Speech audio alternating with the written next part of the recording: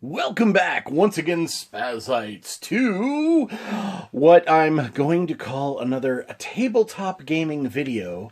Today we have the first expansion to Betrayal at House on the Hill. We have the Widow's Walk, an expansion with 50 new haunts.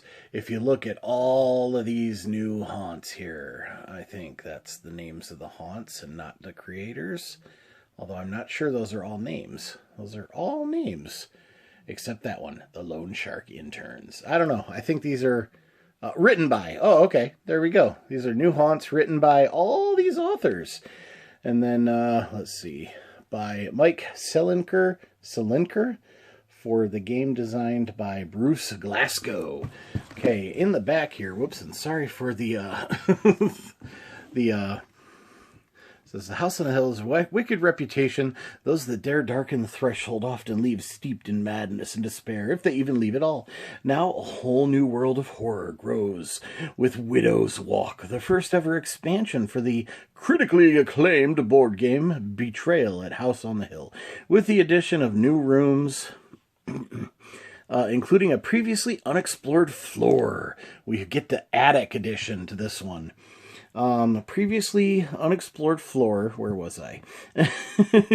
Monsters, items, omens, events, and 50 brand new haunts penned by an all-star cast of contributors from the world of gaming and entertainment. Terror and panic are taken to a whole new level. Enter if you dare. Leave if you're lucky.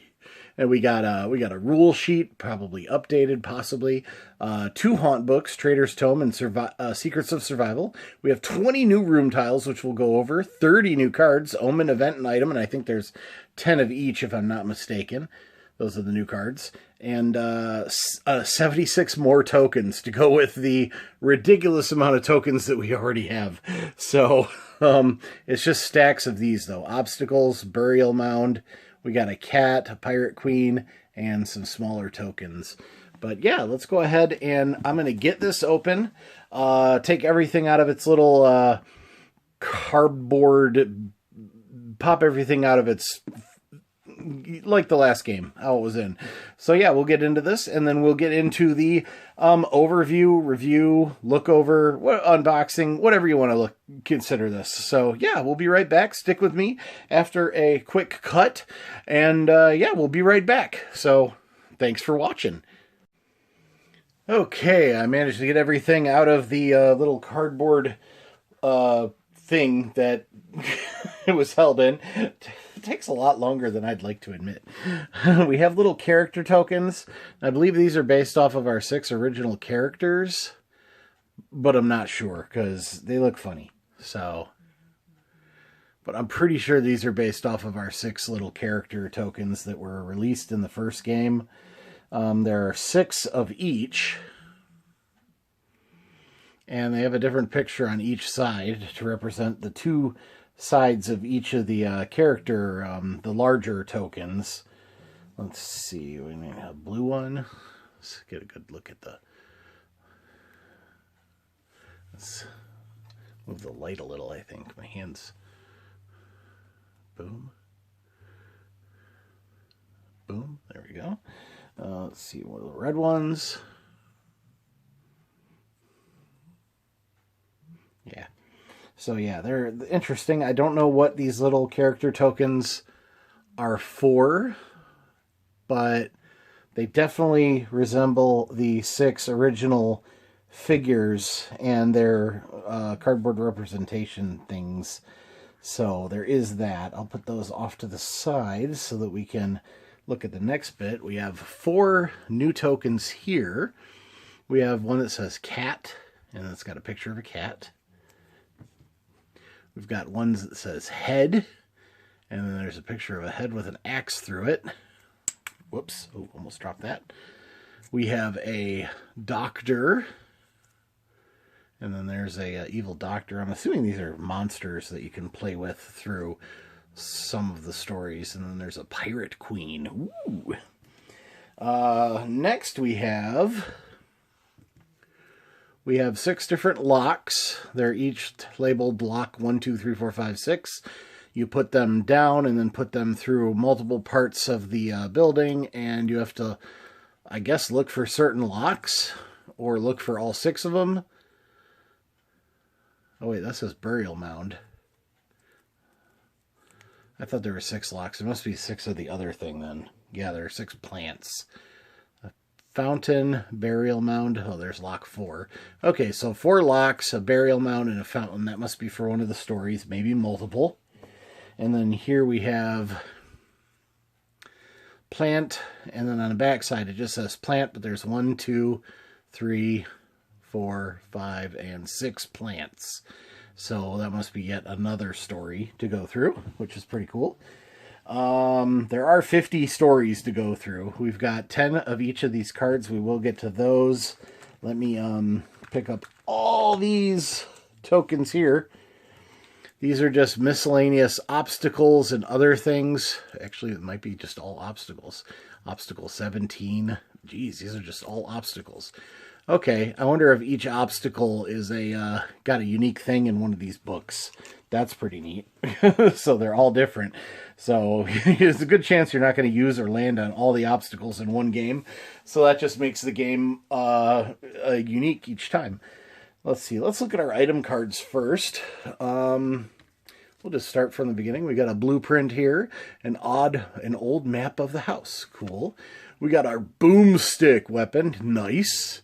Camcorder, ceremonial robe, chainsaw, lots of Army of Darkness references, some chalk, device, just a device, a jumble of wires and glass instruments used to measure things that are not of this world. Ooh, an effigy. We got a locket. We got some snake oil, and then we have a teapot. Cool. Next are the omens.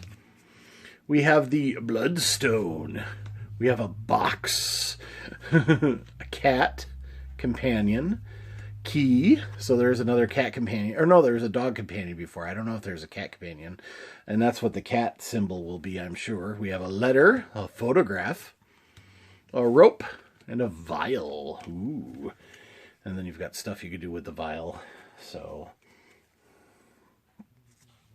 And last but not least for the cards are events. We have acupuncture. Pardon me if you heard that. Burial mound. We saw that on one of the tokens. Contract. Fly trap. Ghost in the machine. Lightning strikes. Misty arch. Mutant house pet. The left hand. The walls have eyes. And what year is it? Cool. Alrighty. And then we got our 3 books. We got our new Trader's Tome. This says, do not read until the haunt scenario begins. So these are all of our haunt stories. But then we also have the Secrets of Survival. Do not read until the haunt scenario begins. So, I'm not sure how that works. I guess you have to look up the information for each of them. And then here you have just a really quick instruction book. Tells you haunt, trader, haunt, and then, okay, so it says for which haunt you are on, which person or character is the trader, and then I'm not sure what all these are. Triggering the haunt. Okay, so that's interesting. So... let's see, triggering the haunt, it says, when you trigger the haunt, use the new haunt chart below. And I don't know if this includes all the older haunts as well or not. So we're going to keep all these books together in our we got a collectible case that holds all the stuff. But now to the best part of the game, and that's the tile building aspect of the Betrayal at House on the Hill. We have our new level is our roof landing, leads to and from the upper landing. Any room tile that can be placed on the upper floor can be placed on this floor. Cool. Now, I've got these organized by the newest ones first, and then the older ones. Like, we did get new floors for some of our old stuff, but we're going to look at all the new floors first. This one is only available on the roof. Or attic. I like to call it the attic, but it says roof. but it's the Rookery. And this is the only one that is only the roof. So you've got the Rookery. When discovered, search the room stack and choose a room tile to place in the house, then shuffle that stack. Interesting. Okay, let's see. I'm going to adjust this a little, zoom in. That's better. That way I'm not lifting the card way up to the camera. I could just flip over like so. We got the Widow's Walk. Ooh, that's one that's a roof or an upper level. And I'm not going to read all of these, but just a couple. Roof and upper level. We have the drawing room, and you get a question mark and something else. That's neither of the previous. Normally the rooms have this symbol, or this symbol on it. And neither of these symbols are that. So I wonder what that is. We have another roof and upper level. We have a nursery with an omen. We have another roof upper level. We have the solarium with a, I think that's item. Yeah, item. A roof and upper level. We have an item or whatever that new symbol is. A sewing room. I'm going to have to find out what that new symbol is because we didn't get any cards with that symbol. So it must be an obstacle or one of these other things. Let's see. We have roof, upper, and ground. We have the spiral staircase. You may spend 2 spaces of movement to move to any landing. Cool. Next we have roof, upper, ground, study with a omen, I think, and whatever that is again. Let's see. This one is all 4 floors, and I believe this is the only one that is all 4 floors. Roof, upper, ground, and basement. We have the panic room. Let's see. When you exit, you may attempt to speed roll of 3+. If you succeed, move to any room with a dumbwaiter. Oh, I wonder if this is the dumbwaiter. That might be what that is. That's cool. Okay, cool. A roof, upper, and basement. We have an event, a locked room. Ooh. Upper and ground floor, we have a bathroom. So I think there's more than one bathroom in this house, which is perfectly understandable. Upper and ground, we have the theater. That is nice. It's small, but there's a lot of seats. I would love to have a theater in my house, I'll tell you that much. But there's no way that's ever happening. Here we have the arsenal. Look at all those weapons. And then, again, I think this is another dumbwaiter. I think that's a dumbwaiter symbol. We have ground and basement. So now we're on our old style of cards, I think. Yeah, upper ground, basement, another ground basement here. This is the laundry, which I don't think we had that before, so that's pretty cool. Another ground basement. We have the menagerie, which is, there's a bunch of cages for animals. That's cool. Another strictly ground. We have the tree house. What? There's a tree house in the ground floor. Put a plant token on any open door on the roof or upper floor.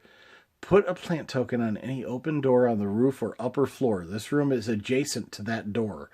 Oh, interesting. So that links the ground floor to the roof or upper floor. Interesting. Then we have strictly basement. We have the cave. Oh, there's a cave in the basement. Nice. That is really cool. This is a big house. Then we have the dungeon. When you enter, you must attempt sanity roll of 3+. If you fail, lose 1 sanity. Oh, no. And then our last card is another strictly basement card. We have a storm cellar with just a bunch of emergency stuff. And again, I think that's the dumbwaiter symbol, which is new for this round. And that is everything for the Betrayal at House on the Hill. We got 20 new room tiles, 30 new cards, 10 of each, and a whole slew of tokens, as well as 50 new stories. And I can't wait to bring this to game night for the guys and get Randy into playing this. Unfortunately, Randy's mom isn't really into these kinds of games. So in order for Randy to play at home, we need to have someone or some friends come over. We don't usually entertain, but we may have to start just because this is a really neat game. And there's so many different stories to go through. But anyway, yeah, that has been this video, an unboxing basically of Betrayal at House on the Hill, The Widow's Walk, and expansion. So let me know what you think of this down below in the comments, and feel free to hit the thumbs up button, and like I said, comment. If you're not already, please subscribe. It's completely free for you to do, and it helped me grow my channel. I'd really appreciate it. That having been said, until next time, as usual, be kind, happy hunting, and goodbye. Don't forget to wash your hands, and when you go out, please be safe. Bye. Bye.